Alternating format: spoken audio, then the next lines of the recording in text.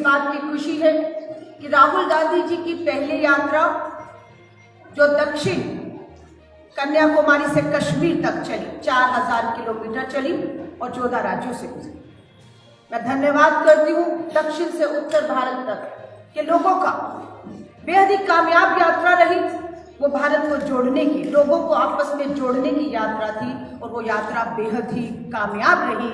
दक्षिण से उत्तर भारत, कश्मीर तक लोगों को जोड़ने में हम कामयाब रहे। लोगों की मांग थी, कांग्रेस अध्यक्ष मल्लिकार्जुन खड़गे जी और कांग्रेस वर्किंग कमेटी के सामने प्रस्ताव आया कि वो चाहते हैं, मांग है कि राहुल गांधी जी दक्षिण से उत्तर के बाद अब पूर्व से पश्चिम तक की भी यात्रा करें। राहुल गांधी जी ने निवेदन स्वीकार किया वर्किंग कमेटी और हमारे लोगों का, और ये यात्रा 14 तारीख को पूर्व से पश्चिम शुरू हो चुकी है। पहले यात्रा थी भारत जोड़ो यात्रा, ये यात्रा है भारत जोड़ो न्याय यात्रा। न्याय शब्द जुड़ा है इसमें, ये यात्रा न्याय यात्रा है। लोगों ने पूछा, राहुल गांधी जी भारत जोड़ो न्याय यात्रा कब तक? जवाब मिला, न्याय का हक मिलने तक। भारत जोड़ो न्याय यात्रा न्याय का हक मिलने तक निरंतर जारी रहेगी। मणिपुर क्यों चुना? आज 8-9 महीने से मणिपुर जल रहा है। वहां किसका सरकार है दिल्ली, और वहां आपको मालूम है प्रधानमंत्री जी एक आइलैंड में समय निकालकर छुट्टी बिताते हैं, तस्वीरें खींचती हैं, समुद्र किनारे बैठे हैं, फोटो सेशन हो रहा है, लेकिन एक दिन मणिपुर के लिए नहीं निकाल पाए। मणिपुर अन्याय, घोर अन्याय सह रहा है, वहां पर अत्याचार, हिंसा है। राहुल गांधी जी हिंसा के बीच में गए, राहत कैंपों में गए और वहां पर भी आवाज उठी कि एक न्याय की यात्रा हमारे यहाँ पर भी लेकर आई। और राहुल गांधी जी दूसरी बार आज मणिपुर के लोगों के बीच में 14 और 15 तारीख को रहे। लोगों के बीच आप तस्वीरें देख रहे होंगे। मैं महिला कांग्रेस की राष्ट्रीय अध्यक्ष हूँ। न्याय हमारी बहनों को चाहिए। आदिवासी बहनों को पुलिस स्टेशन, थाने के बीच से घसीट कर बाहर ले जाकर सामूहिक बलात्कार किया गया। सरकार ने कुछ नहीं किया। सुप्रीम कोर्ट ने फटकार लगाया, बोला कुछ कीजिए, नहीं तो मुझे कार्रवाई करनी पड़ेगी। सुप्रीम कोर्ट के आदेश के बाद कार्रवाई होती है, लेकिन न्याय अधूरा है, न्याय का हक अधूरा है। इसलिए ये यात्रा उन सबकी आवाज बनकर राहुल जी उनके बीच में पहुंचे हैं। थोड़ा और आगे मैं आकर आपको लेकर जाऊंगी। ये यात्रा उत्तर प्रदेश से गुजरेगी। 1000 किलोमीटर का सफर उत्तर प्रदेश के वाराणसी के BHU में पढ़ने वाली IT की छात्रा के साथ सामूहिक बलात्कार होता है और सामूहिक बलात्कार करने वाला भाजपा का IT सेल का 3 बड़ा नेता है। प्रधानमंत्री जी बड़े नेताओं के साथ तस्वीर है। न्याय नहीं हुआ 2 महीने तक। IT सेल का तीनों लोग मध्य प्रदेश में लाडली योजना प्रचार कर रहे थे, इसलिए कार्रवाई नहीं हुई। जब हम सब लोगों ने आवाज उठाई तो कार्रवाई हुई। भाजपा के वो तीनों जिन पे बलात्कार के आरोप थे, और प्रधानमंत्री जी का संसदीय क्षेत्र, और प्रधानमंत्री जी चुप हैं। आगे आ जाइए। यात्रा हरियाणा के मंत्री का नाम है संदीप सिंह, अभी विधायक और मंत्री हैं जब मैं आपसे बात कर रही हूँ। गंभीर यौन उत्पीड़न के आरोप में FIR है, लेकिन कार्रवाई नहीं है। वो अभी भी मंत्री और बेटियां न्याय मांग रही हैं। इसी हरियाणा का साक्षी मलिक, हमारी बेटी, देश का नाम रोशन किया। दिल्ली की दहलीज पर बैठकर चली गई, रो रो कर चली गई। ब्रजभूषण शरण, भाजपा का सांसद, कार्रवाई नहीं हुई, बेटी को न्याय नहीं मिला। सुप्रीम कोर्ट ने कहा दिल्ली पुलिस FIR करो, तब FIR हुई सुप्रीम कोर्ट के कहने पर। लेकिन 6 महीने से पूछताछ नहीं है, गिरफ्तारी नहीं है। अपराधी आजाद घूम रहा है, बेटियां डर में है और न्याय मांग रही है। न्याय का हक साक्षी मलिक का भी अधूरा है। यात्रा जाएगी गुजरात में, पूर्व से पश्चिम का गुजरात में जाएगी। गुजरात में 22 साल पहले 21 साल की हमारी बेटी, नाम है बिल्किस बानो, 11 लोग 21 साल की बेटी का, बिल्किस बानो का सामूहिक बलात्कार करते हैं। तब वो 5 महीने के गर्भ से थी। उसके घर के 7 लोगों को की हत्या कर देते हैं। उसमें 3 साल की मासूम बच्ची भी शामिल थी। उम्र कैद की सजा हुई। न्याय का हक अधूरा है। 2022 15 अगस्त, तारीख सुनिएगा, 15 अगस्त 2022, लाल किले की प्राचीर जिसमें प्रधानमंत्री जी ने 2014 में बेटी बचाओ का नारा दिया था, 15 अगस्त 2022 को आजादी का अमृत महोत्सव मना रहे थे। और उसी 15 अगस्त 2022 को गुजरात में बिल्किस बानो के सामूहिक बलात्कारी हत्यारे आजाद किए जा रहे थे, आजाद कर दिए गए, क्योंकि गुजरात का चुनाव था 2022 दिसंबर में, वोट चाहिए था। तस्वीरें हैं भाजपा के विधायक, सांसद, विश्व हिंदू परिषद में के दफ्तर में उन बलात्कारियों को हार डाल के लड्डू खिलाकर उनका स्वागत किया गया। सलाम करते हैं, महिला धन्यवाद करते एक बार फिर सुप्रीम कोर्ट का। सुप्रीम कोर्ट ने न्याय किया और कहा यह फैसला गलत था। आप बलात्कारियों को, हत्यारों को छोड़कर डर और खौफ का माहौल, न्याय ना मिलने के जो एक बन रहा है कि कुछ न्याय नहीं मिलेगा, सुप्रीम कोर्ट का फैसला आया कि 2 हफ्ते में बिल्किस बानो के 11 बलात्कारियों को, हत्यारों को वापस जेल में डाला जाए। तो हमारी बहुत सी बेटियां हैं, यहाँ पर भी बहुत से मामले हैं। मेरी बहन यहाँ की अध्यक्ष आपको बताएंगी कि यहाँ पर भी बेटियों के साथ कब कब कैसा कैसा जो है वो हुआ है। यहाँ पर पता लगा सालों से लोग बसे हुए थे, उनको बेघर किया गया, बहनें निर्वस्त्र होकर प्रदर्शन करती है और हाँ सीख सकती है। आपको बेहतर पता होगा, हमने तो दिल्ली तक तस्वीरें देखी। हमारी एक पुलिस महिला अधिकारी, हाँ उसने क्या किया, उसके साथ क्या हुआ, जब दबाव बना तब सीबीआई को जांच मिली। क्या अपराधियों को सजा मिली? नहीं। न्याय का हक अधूरा है। न्याय का हक किसे चाहिए? ये भारत जोड़ो न्याय यात्रा देश के किसानों को लेकर है। 10 साल से भाजपा का सरकार वायदा था या नहीं, आप पत्रकार साथी जानते हैं। आए 2022 तक किसान की आय दुगनी होगी, किसान का कर्ज माफ होगा, एमएसपी पर न्यूनतम समर्थन मूल्य पर कानून आएगा। 10 साल हो गए, न्याय मिला किसानों को, एमएसपी पे कानून आया, आय दुगनी हुई, कर्ज माफ हुआ नहीं। यानी कि न्याय का हक मिलने तक की लड़ाई जारी रहेगी। 2 करोड़ युवाओं को हर साल रोजगार देना था। केंद्र की भाजपा सरकार, डबल इंजन सरकार, 2 साल में, 1 साल में 2 करोड़, 10 साल में 20 करोड़ नौजवान पढ़े लिखे युवाओं को रोजगार देने का वायदा था। न्याय का हक अधूरा है। 40 साल के रिकॉर्ड बेरोजगारी ने तोड़ दिए। आपकी नीतियां ऐसी थी कि रोजगार नहीं है। महंगाई, आप पढ़िए कल का अखबार, महंगाई दर, खाने की चीजें सब महंगी है, बेरोजगारी है, जेब में पैसा नहीं, महंगाई की मार है।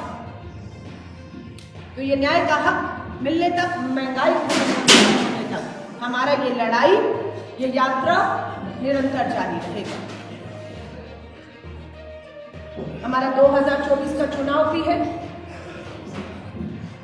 राहुल गांधी जी का यात्रा पूरी तरह से गैर राजनीतिक है। राहुल गांधी जी किसी भी इस यात्रा के मन से राजनीतिक भाषण देकर वोट कांग्रेस को 2 नहीं बोल रहे हैं। ना पहले बोला था भारत जोड़ो यात्रा में, ना मांगेंगे। लेकिन ये स्वाभाविक है कि लोगों में एक उत्साह है। मैं मणिपुर गई, कल मैं ईटानगर थी, ईटानगर से मैं लखीमपुर गई और आज मैं गुवाहाटी गई। हर लोग राहुल गांधी जी का इंतजार कर रहे हैं, हर लोग न्याय मांग रहे हैं, कोई सुनने वाला नहीं है। हमारे कार्यकर्ताओं का जोश आप देख रहे थे, बहनें, महिला हमारी बहनें हैं, सब राहुल गांधी जी का, और लोग हम सब इंतजार कर रहे हैं। बहुत से लोग जानना चाहते हैं कि श्री राहुल गांधी जी की यात्रा गैर राजनीतिक है, तो गैर राजनीतिक कॉलेज का छात्र, महिला, बहन, मजदूर, हमारा कामगार कैसे जुड़ सकता है? राहुल गांधी जी के यात्रा में जुड़ने के लिए एक मिस कॉल नंबर हमने जारी किया है। बहुत मिस कॉल देकर लोग जुड़ रहे हैं, और जो मिस कॉल देकर हमसे जुड़ रहा है उन्हें न्याय योद्धा कहा जा रहा है, क्योंकि वो न्याय के लिए लड़ रहे हैं राहुल गांधी जी की यात्रा में शामिल होकर। तो वो मिस कॉल नंबर पूरा असम के लोगों के लिए जो इस यात्रा में, जो यहाँ पर लगभग 8 दिन के करीब रहेगी, 800 किलोमीटर से अधिक चलेंगे, 17 जिलों में जाएगी, बाकी जिलों के लोग भी उसी यात्रा में शामिल होकर पूरा असम को जोड़कर शांति और विकास के रास्ते में आगे ले जाने का प्रयास है। मिस कॉल नंबर है हमारे न्याय योद्धाओं के लिए 9891802024। मैं दोहरा रही हूँ, न्याय योद्धाओं के लिए भारत जोड़ो न्याय यात्रा से जुड़ने के लिए मिस कॉल नंबर है 9891802024। अब मैं भारतीय राष्ट्रीय महिला कांग्रेस के तौर पर पदभार ग्रहण करने के बाद गुवाहाटी असम आई हूँ। हमारी बहनें जिलों से आई हुई हैं।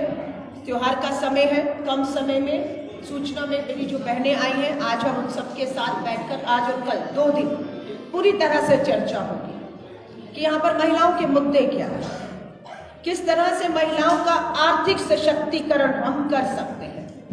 आर्थिक सशक्तिकरण, नौकरियों में रिजर्वेशन चाहिए, उनको अच्छी शिक्षा मिल सके, वो सुरक्षित आगे बढ़ सके, आर्थिक सशक्तिकरण हो सके, नौकरियां हैं, बिजनेस है, काम है, मदद है। आर्थिक सशक्तिकरण कैसे होगा उस पर चर्चा करेंगे।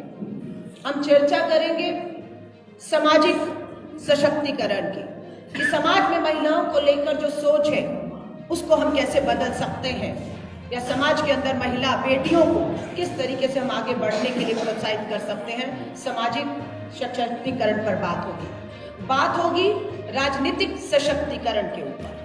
क्या है राजनीतिक सशक्तिकरण? श्री राजीव गांधी जी ने पंचायतों और नगर निगमों में महिलाओं को 33% आरक्षण दिया और नगर निगम में तो 50%। और आज 14 लाख हमारी बहनें चुनकर पंच, सरपंच और नगर निगमों में हैं और अपने अपने राज्यों में, देश में विकास में हाथ बढ़ा रहे हैं। लेकिन न्याय का हक अधूरा है। नगर निगम और पंचायतों तक, विधानसभा और लोकसभा का मेरा हक, मेरी भागीदारी, मेरा हिस्सा कहाँ है?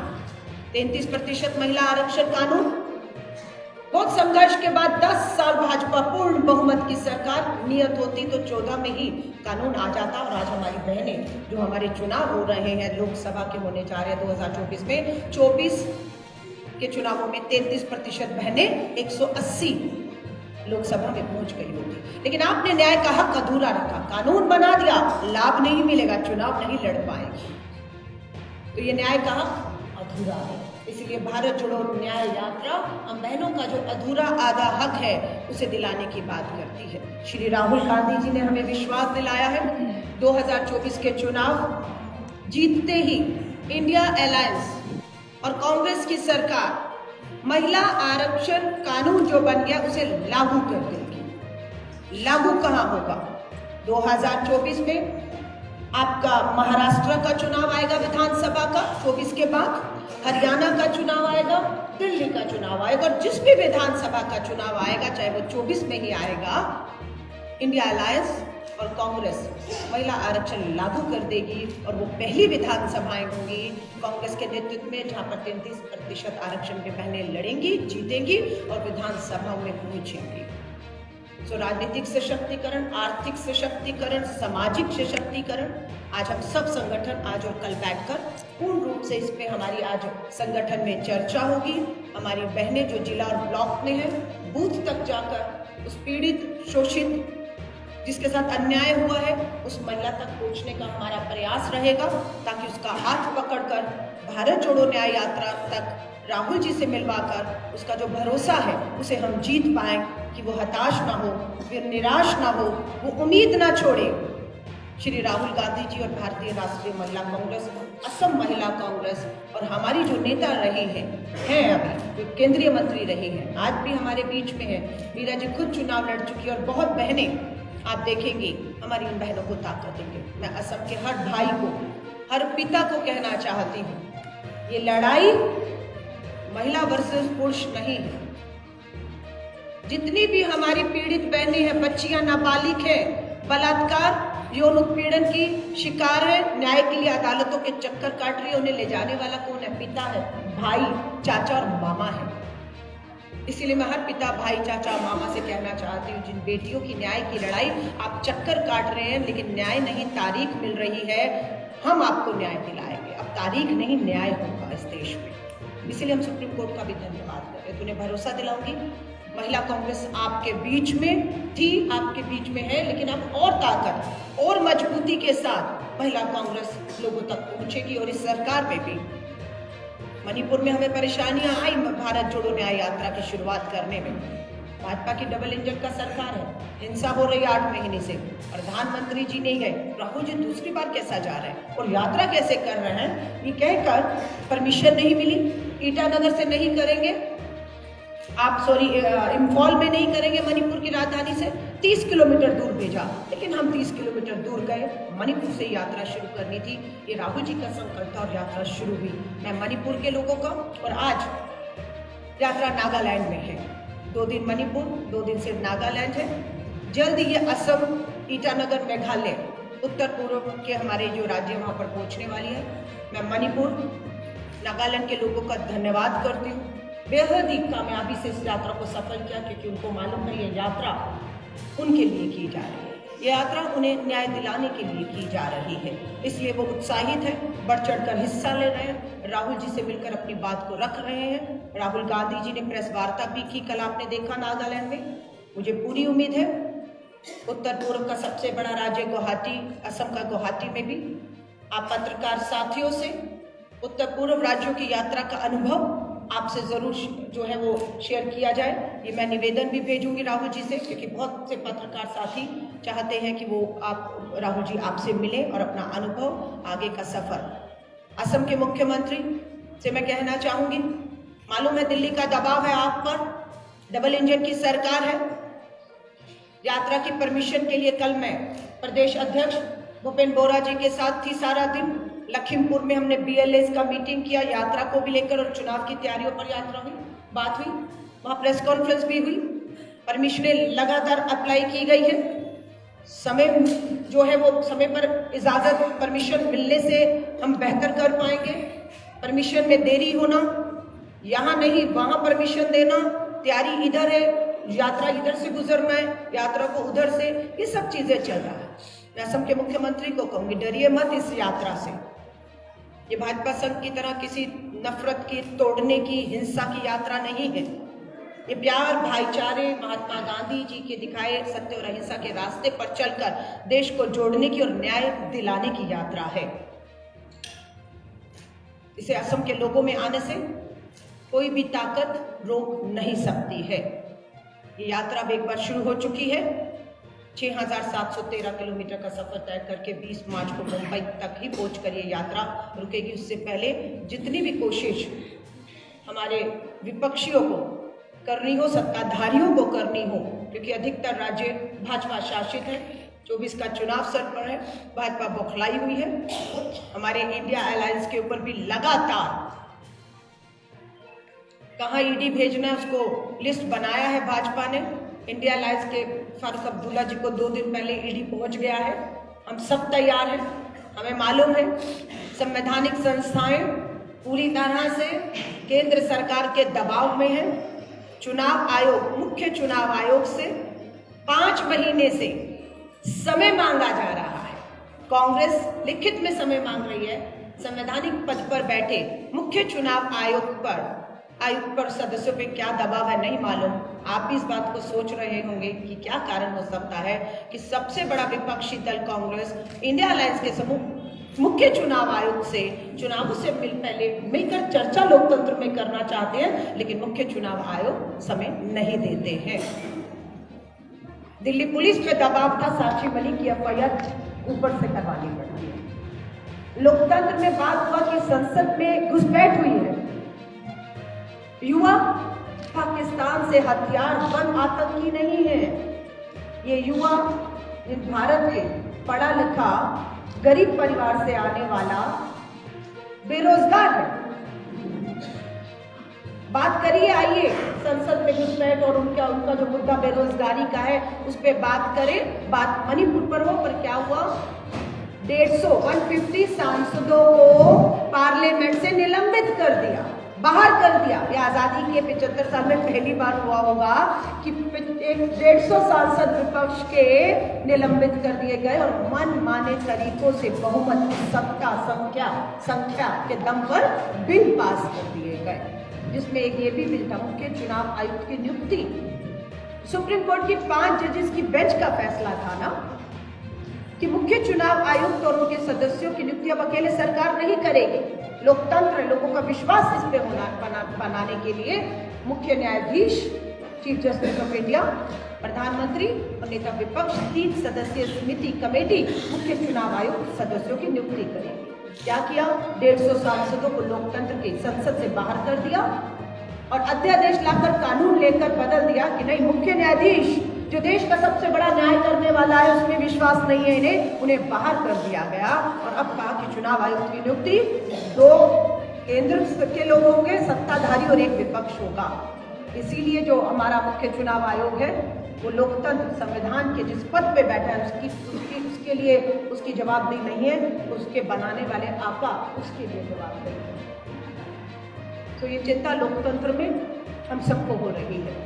आधी आबादी का संघर्ष, महंगाई हो, सुरक्षा हो, राजनीतिक, आर्थिक, सामाजिक लड़ाई हो और आगे बढ़ने की बात हो, इन सब बातों को लेकर मुझे मालूम है ये जिम्मेदारी 30 साल का मेरा सफर हुआ। सबसे पहली प्रेस कॉन्फ्रेंस मैं आपके पूर्व मुख्यमंत्री हितेश्वर रागी जी को श्रद्धांजलि दिया 1995 में।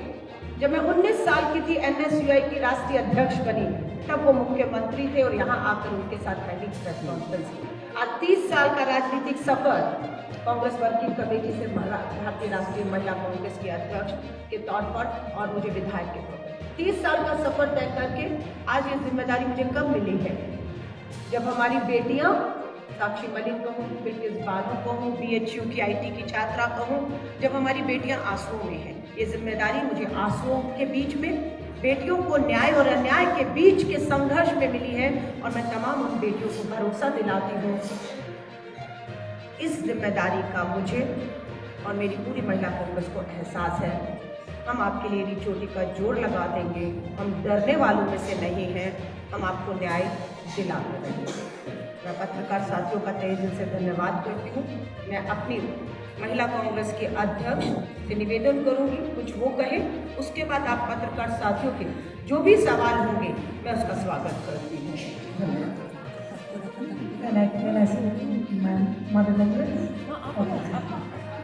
সাংবাদিক বন্ধুসকল, ইতিমধ্যে আলকালাম্মা ডাঙৰীয়ানীয়ে গোটেই কথাখিনি কৈছে যে ন্যায় নিমিলা নোপোৱালৈকে আমি কেতিয়াও আমাৰ যি যাত্ৰা আমি স্থগিত নাৰাখোঁ। আপোনালোকে জানে আমাৰ এগৰাকী জনজাতীয় মহিলা ছোৱালী জোনমণি ৰাভাৰ লগত যি অন্যায় হ'ল, আমাৰ সকলোৰে মানে যিটো প্ৰতিবাদত চৰকাৰ বাধ্য হ'ল CBI দিবলৈ, কিন্তু আজি তাৰিখত প্ৰিয় পৰ্যায়ত আছে জোনমণি ৰাভাৰ মাতৃয়ে ন্যায় নোপোৱালৈকে আমাৰ এই যাত্ৰা জাৰি থাকিব। আপোনালোকে জানে বিজেপিৰ ৰাজ্যিক কাৰ্যালয়ত চাকৰিৰ এখন বজাৰ হৈছিলে আৰু সেই বজাৰৰ বলি হৈ ইন্দ্ৰাণী তহবিলদাৰে আত্মহত্যা কৰিবলগীয়া ঘটনা হ'ল আৰু সেই ঘটনাৰ আজিলৈকে কোনো পোহৰলৈ নাহিলে। তাৰ উত্তৰ মিডিয়া পৰ্যন্ত হিমন্ত বিশ্ব শৰ্মা ডাঙৰীয়াক আমি কেতিয়াও শান্তিৰে থাকিব নিদিওঁ। অত্যন্ত দুৰ্ভাগ্যজনক কথা, আজি ৰাহুল গান্ধী ডাঙৰীয়াৰ ন্যায় যাত্ৰাত পাৰ্মিশ্যন দিয়াত খেলি মেলি কৰিছে। তেওঁ মহিলা 7 লাখ, তেওঁ মহিলাক লাখপতি বনোৱাৰ কথা কৈছে। আজিৰ তাৰিখত 1,42,000 কোটি টকা ধাৰত থকা চৰকাৰখনে মদৰ ৰাজহৰে ৰাজ্য চলাবলগীয়া হৈছে।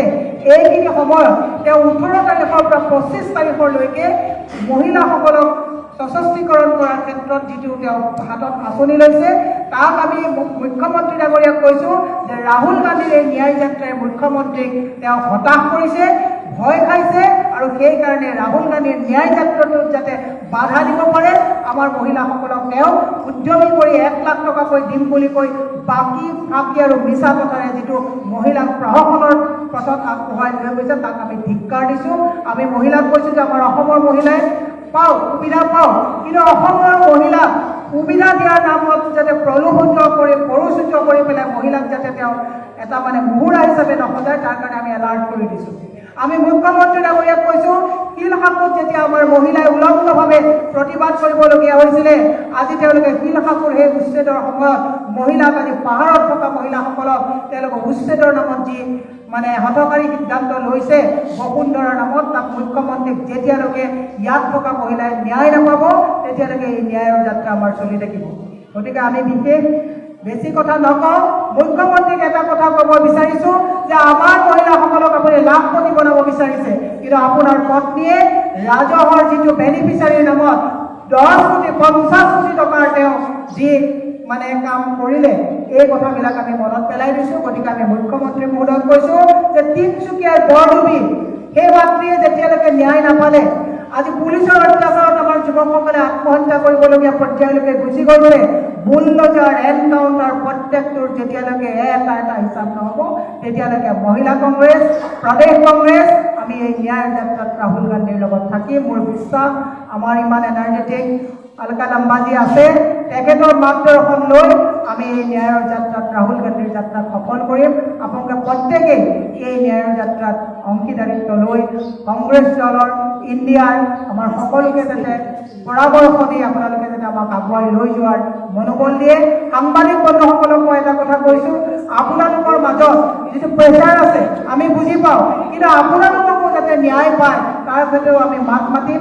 তাৰে আপোনালোকক আহ্বান জনাই মই পুনৰবাৰ জ্যোতিপ্ৰসাদ আগৰৱালাদেৱৰ আজি এই মানে জয়ন্তীত মৃত্যু দিৱসত আমি পুনৰ শ্ৰদ্ধাঞ্জলি জনাইছোঁ। আৰু বিহুত সকলো লোকে মই মানে ওলগ জনাই আজি সংবাদমেলত মই যি দুখ দুআষাৰ ক'বলগীয়া হ'ল এইখিনি মই কৈছোঁ। বাকী আমি সময়ে সময়ে আমি মিডিয়াত আমি থাকিম। গতিকে মই এতিয়া আমাৰ সাংসদ ৰাণী নৰহ ডাঙৰীয়াক তেখেতৰ দুআষাৰ ক'বৰ কাৰণে মই অনুৰোধ জনাইছোঁ। ধন্যবাদ। মই ইতিমধ্যে মহিলা কংগ্ৰেছৰ সংবাদ মেল আছিলে, গতিকে মহিলা কংগ্ৰেছ ইতিমধ্যে কৈছে, মই ক'বলগীয়া একো নাই। মাত্ৰ পত্ৰকাৰ বন্ধু বান্ধৱীসকলক মই নতুন বছৰৰ দেৰিকৈ হ'লেও শুভেচ্ছা জ্ঞাপন কৰিছোঁ আৰু ভোগালী বিহুৰ শুভেচ্ছা জ্ঞাপন কৰিছোঁ। ইমানকে কৈ মই মোৰ বক্তব্য সামৰিছোঁ।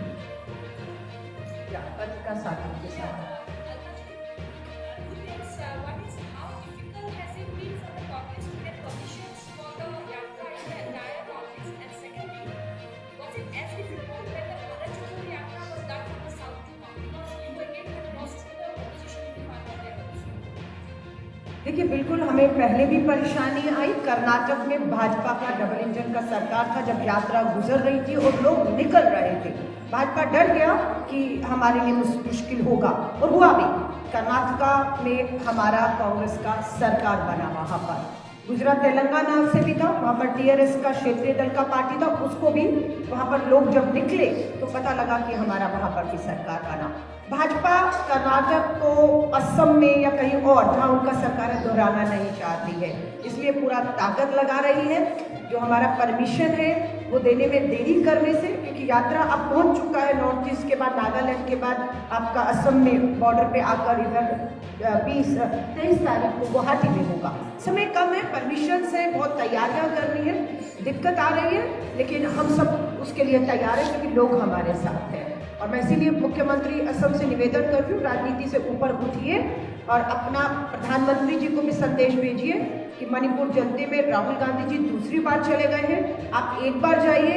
ऐसा नहीं है, मणिपुर को नज़रअंदाज करने से पूरा उत्तर जो पूर्व हमारा राज्य है, असम के लोग भी इसको अप्रिशिएट पसंद नहीं कर रहे कि आप उत्तर भारत का एक राज्य चल रहा है और आप उसको नज़रअंदाज कर रहे हैं। तो उत्तर भारत पूर्व का हमारा जो भारत है वो एक दूसरे से जुड़ा हुआ है, कल्चर वाइज, भाषा वाइज का एक जुड़ाव है। तो वो देख रहा है असम बड़ा भाई है, देख रहा है मणिपुर मेरा छोटा भाई है, पीड़ा में है, परेशान है, दुख है, कोई उस पर ध्यान नहीं दे रहा। तो उसका असर जरूर है, असम में भी भाजपा को उठाना पड़ेगा नुकसान। ये आप कुछ बोलना चाहते हैं? किसी और का कोई पत्रकार साथी?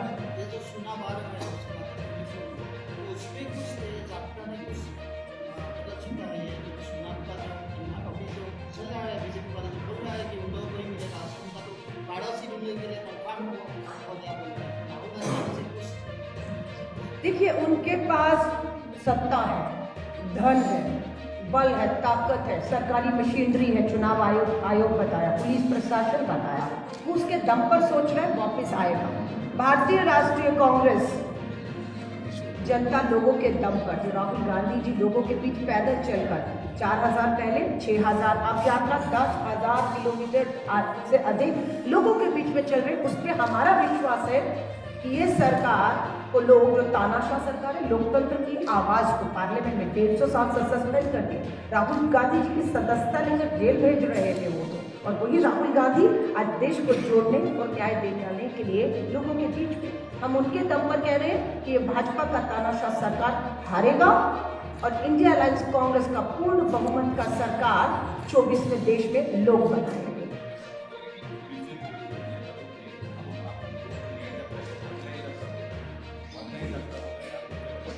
तो उनसे पूछिएगा ये अन्याय यात्रा कैसे, कोई यात्रा अन्याय यात्रा कैसे हो सकती है? हाँ, भाजपा के लिए अन्याय हो रहा है।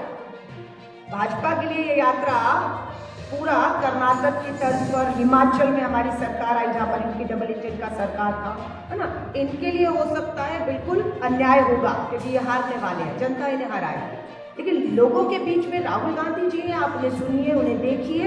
आप बताइए पत्रकार साथी, आपको कहाँ से लग रहा है ये बौखलाहट है भाजपा की, जो इस यात्रा का विकल्प नहीं ढूंढ पा रही, प्रधानमंत्री जी को नहीं कह पा रहे, या मुख्यमंत्री खुद राहुल गांधी जी अगर 6000 चल रहे हैं तो आप 7000 चलकर दिखाइए किलोमीटर लोगों के बीच में, पब्लिक में जाइए, दुख सुख सुनिए। नहीं, वो ऐसा नहीं कर सकते, वो सत्ता में, उनको आराम करने का आदत हो गया है, इसलिए राहुल गांधी जी की यात्रा से वो डरा और बौखलाया हुआ है भाजपा, इसलिए इसको इस तरह का कह रहे कि अन्याय यात्रा है। जिस दिन राहुल गांधी आ रहा है समय, उसी दिन महिलाओं को कुछ सेफ देने का बात कर रहा है। सीएम बोल रहा है कि उसी दिन महिलाओं को ऐसे दिया जाएगा, तो एक मार्शल स्ट्रिक्ट हो गया है। हमें खुशी है कि कांग्रेस का यात्रा आने से मुख्यमंत्री डर से महिलाओं को ऐसा घोषणा कर रहा है। हमें तो खुशी है कि चलिए महिला बहनों का महंगाई, बेरोजगारी में लाभ हो रहा है, लेकिन भाजपा का डर भी दिख रहा है। महिला को 1200 रुपये देकर उसका सुरक्षा का अधिकार छीना है आपने मुख्यमंत्री, 1200 डालकर उसकी जेब में। महंगाई की मार, बहनों के साथ क्या हो रहा है, अभी आप, हमारी बहन मीरा ने बताया, आपकी धर्मपत्नी ऑन रिकॉर्ड वेबसाइट है, भारत सरकार का वेबसाइट है, उसमें कितना धन लिया, बोलते नहीं लिया, अरे भारत सरकार का वेबसाइट है, उसमें है कि आपका पत्नी 1200 इधर दे रहे हैं तो करोड़ों रुपए आपका पत्नी ले रही है ना, और उसको बाद बोला ऐसा कुछ नहीं। अरे कहने से नहीं होगा, भारत सरकार का वेबसाइट पे पत्रकार साथियों ने भी देखा, उनका नाम है और उनको लाभ मिला है, करोड़ों रुपए का पैसा उनके उस पर आया है। तो अभी ये सब कहने से कुछ नहीं होगा। संस्कृति, कल्चर, धर्म का वो बात करते हैं, और उन्हें अपने खुद के गिरेबान में झांकने की ज़रूरत है कि जो बेटियों को संस्कार के नाम पर भाषण देता है, वो अपने गिरेबान में झांके कि वो खुद कितना संस्कारी है, कितना धर्म का पालन करते हैं और कितना ये सब जो है वो न्याय करते हैं। मैडम सीएम ने बोला है कि गांधी फैमिली और कांग्रेस पार्टी एंटी हिंदू, क्या बोला है? देखिए, ये सर्टिफिकेट आपको किसी से चाहिए, मैं कहूँगा आप एंटी हिंदू है। आप, ये मैं कौन होती हूँ आपको एंटी कहने वाली? आप साबित करना चाहते हैं कि आप हिंदू धर्म के बड़े ठेकेदार हैं। आपको निमंत्रण नहीं आया है, आपको निमंत्रण नहीं आया है, और आप निमंत्रण के मोहताज हैं, बैठे हैं। निमंत्रण आएगा तो अयोध्या जाएंगे। आपकी क्या हालत कर दी है जो हिंदू धर्म के ठेकेदार हैं। हाँ, मैं कितनी बड़ी, आप अपने धर्म को कितना मानने वाले, इसका सर्टिफिकेट किसी को देना नहीं है, और जो धर्म का ठेकेदार बना हुआ है उसको आमंत्रित नहीं किया गया है और वो निमंत्रण का मोहताज है। हम लोग भगवान श्री राम के मंदिर में जाने के लिए किसी राजनीतिक दल के निमंत्रण के मोहताज नहीं हैं। बुलावा आएगा जाएंगे। उत्तर प्रदेश के हमारे अध्यक्ष अजय राय जी पूरी कांग्रेस को लेकर अयोध्या में भगवान श्री राम का जो मंदिर का अधूरा निर्माण है उसके दर्शन करके आकर आशीर्वाद भगवान श्री राम का लेकर राम राज्य स्थापना के तरफ हम बढ़ रहे हैं।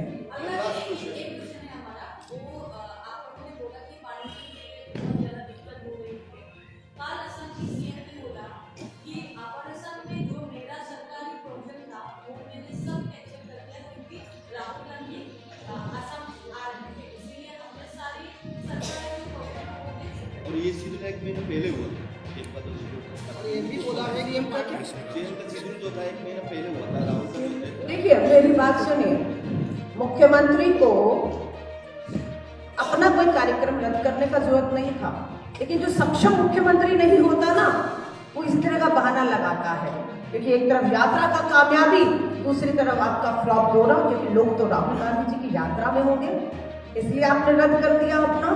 आप रखते ना, और सुरक्षा बंदोबस्त आपके पास नहीं है कि आप दोनों काम एक साथ कर पाते, तो आप महिला का सुरक्षा क्या करेंगे? हाँ। राहुल गांधी का जो भारत जोड़ो यहाँ जाता है, एक विशेष समुदाय का लोगों को छोड़ के कोई भी नहीं योगदान करने वाला है सीएम बौखलाया हुआ है, सीएम बौखलाया हुआ है। एक समुदाय, एक धर्म, हिंदू मुस्लिम, मंदिर मस्जिद, बेरोजगारी, महंगाई, किसान आत्महत्या, बेटियों की सुरक्षा गिरती अर्थव्यवस्था, गिरता रुपया, सरहदों से चीन, अरुणाचल से आ रही हूँ, अरुणाचल प्रदेश से आ रही हूँ, लद्दाख तक में राहुल गांधी जी भारत जोड़ो यात्रा करके आए हैं। लद्दाख अरुणाचल में चीन घुस गया है, और प्रधानमंत्री जी गलवान वैली में क्लीन चिट देकर आते हैं, हमारे जवान शहीद हो गए कि ना कोई गुस्सा था ना कोई गुस्सा हो। अभी भी आंख बंद करके बैठे हैं, ना स्वीकार करते हैं कि लद्दाख में चीन घुसा है, ना स्वीकार करते हैं कि अरुणाचल में चीन घुसा हुआ है। और आप हमें धर्म, समुदाय, कौन जुड़ा कौन नहीं, आप कितना मणिपुर में प्रधानमंत्री जी जोड़ पा रहे हैं? अपना ही देश, अपना ही राज्य, अपने ही दो समुदाय के लोग हैं, आपस में लड़ रहे हैं, मर रहे हैं, हत्याएं हो रही हैं, आप चुप हैं, हमें कह रहे एक समुदाय नहीं है। बस करिए उन्हें कहीं अपने नफरत की इस राजनीति को, बस बहुत नुकसान हो चुका है देश का। अब ये लोग सब मंदिर मस्जिद में नहीं बटेगा, पूरा देश हमारा है। संविधान में जो अधिकार अल्पसंख्यक हिंदू मुस्लिम सिख ईसाई बौद्ध जैन, जो हमारा हक है, मैं हिंदू हूँ, मैं महिला हूँ, मेरा भी हक है, अधिकार संविधान में लिखा है कि मेरा बराबरी का हक है। हम उस हक अधिकार के लिए लड़ रहे हैं, न्याय यात्रा निकाल रहे हैं, और वो हक हम दिला कर रहे हैं। आजमल बोल रहा है कि राहुल गांधी असम में आ रहा है तो बदल देना, मैं उनका बारे में नहीं, एक सेकेंड, मैं उस बाहर का कोई किसी के लिए, मेरा कांग्रेस का लीडर के बारे में, यात्रा के बारे में, मुख्यमंत्री का जवाब मैं जरूर दूंगी। हाँ,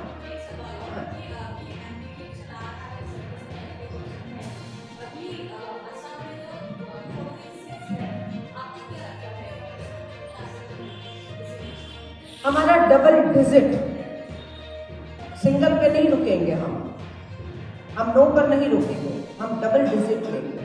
और ये यात्रा गुजर जाने के बाद यहाँ का जो मुख्यमंत्री भाजपा का दावा है वो भी सब पता लग जाएगा कि डबल इंजन का सरकार होने के बावजूद भी क्या मिल रहा है असम को। यहाँ का मुख्यमंत्री अधिकतर समय भाजपा के दूसरे राज्यों में चुनावी प्रचार प्रसार, नफरत जहर घोलना, हिंदू मुस्लिम करना, सिर्फ वो भाषणों में देखा गया। हम धन्यवाद करते हैं कि आपने तेलंगाना कर्नाटका में भेजा था अपने मुख्यमंत्री को, जो वो बांटने नफरत के लिए गए थे कर्नाटक, वो हुआ नहीं, लोग एक रहे और उनको डबल इंजन को बाहर फेंका और हमारा सरकार बना है ना। तो उनको कहिए बंद करिए, बस करिए ये राजनीति।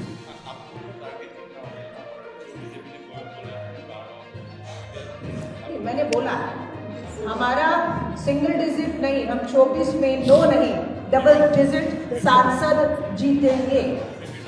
नहीं, मैं किसी नंबर पर, तो मैं मतदाता नहीं हूँ।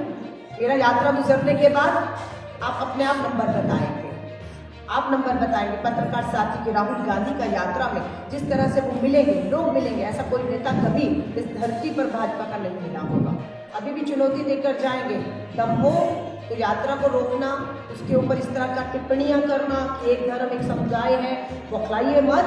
अपनी एक यात्रा, मुख्यमंत्री जी बहुत अभी आपका उम्र नहीं हुआ है, थोड़ा हिम्मत है, चलिए थोड़ा पैदल, पैर में छाला पड़ने दीजिए, तभी आप असम के लोगों का दर्द, पीड़ा और अन्याय जो है उसे समझ पाएंगे। धन्यवाद, थैंक यू सो मच पत्रकार साथियों का। Last question. बहुत सारा बात सामने आ रहा है, कांग्रेस पार्टी क्या चाहते हैं कि में चुनाव होना चाहता है या बैलेट में चुनाव होना चाहता है? देखिए, ईवीएम को लेकर भी मैं आपसे कह रही हूँ, और चुनाव से संबंधित बहुत से सवाल हैं जिसका जवाब लोकतंत्र में मिलना चाहिए, और उस जवाब के लिए मुख्य चुनाव आयोग से 5 महीने से पत्र लिखकर समय मांगा जा रहा है। यह पत्रकार साथियों को भी पूछना चाहिए। मुख्य चुनाव आयोग लोकतंत्र में सबसे बड़ा विपक्ष पार्टी, सबसे पुराना पार्टी लोकतंत्र का कांग्रेस और इंडिया अलायंस आपसे मिलना चाहता, आप समय क्यों नहीं दे रहे हैं? हम ये कह रहे हैं कि हमारा एक हरि प्रसाद हैकर है, उन्होंने बहुत बड़ा बड़ा साइट्स को हैक किया है। हमारी सुरक्षा जो एजेंसीज भी हैं उन्हें भी कभी लगता है कि सुरक्षा में सेध है तो हैकर्स का वो लेते हैं मदद, और हमारी सुरक्षा में सेध ना हो इसलिए दूसरों की जानकारियां आती हैं और हमें वो सुरक्षित रख पाते हैं। वही हरिप्रसाद चुनाव आयोग को कह रहा है संसद भवन में सत्ता विपक्ष बैठ जाए, चुनाव आयुक्त बैठ जाए, मीडिया को बुलाइए, लाइव करिए, मुझे 1 घंटा दे दीजिए, मैं ईवीएम को हैक कर सकता हूँ। वो एक नहीं है, बहुत सारे। क्या फर्क पड़ता है? 1 घंटा बुला लीजिए, सत्ता विपक्ष मीडिया लाइव करिए, हैक हो गया तो बिल्कुल आपका एक वोट कहाँ जा रहा है पता होने का हक है। अगर हैक नहीं होता तो और अच्छा बात है कि आपका लोकतंत्र पे, अपने वोट पर, ईवीएम पे विश्वास बना रहेगा। पर क्या कारण है? अमेरिका, ब्राजील, चीन, जापान, क्योंकि चीन में तो चलिए लोकतंत्र ही नहीं है, पर कहीं भी ईवीएम क्यों नहीं है? बैलेट क्यों है? अमेरिका जैसे सबसे बड़े देश में क्यों नहीं है? सिर्फ हिंदुस्तान, भारत इकलौता देश है जहाँ पर ईवीएम पर है ना। और सवाल हम नहीं, जीवीएल जो मिस्टर जीवीएल नरसिम्हा राव भाजपा के नेता ने किताब लिखी थी पूरी, उस पर सवाल उठाए थे, आज वही शक आ रहा है, लेकिन जवाब नहीं है। लोकतंत्र में दुर्भाग्य है, पर हम लोग लड़ाई को लड़ेंगे और जीतेंगे, हमें विश्वास है। धन्यवाद। आप सभी पत्रकार साथियों का मैं दिल से धन्यवाद करती हूँ। पूरी उम्मीद करती हूँ भारत जोड़ो न्याय यात्रा में आप भी पत्रकार साथी जो लोकतंत्र का चौथा स्तंभ है उसे यूं ही मजबूत रखते हुए जो सच है वो दिखाते रहेंगे, जो यात्रा की सच्चाइयाँ हैं वो आप लोगों तक पहुँचाते रहेंगे, ताकि लोग यात्रा से जुड़ पाएँ और यात्रा जो न्याय को लेकर है उसका लाभ न्याय उन तक पहुँच पाए। धन्यवाद।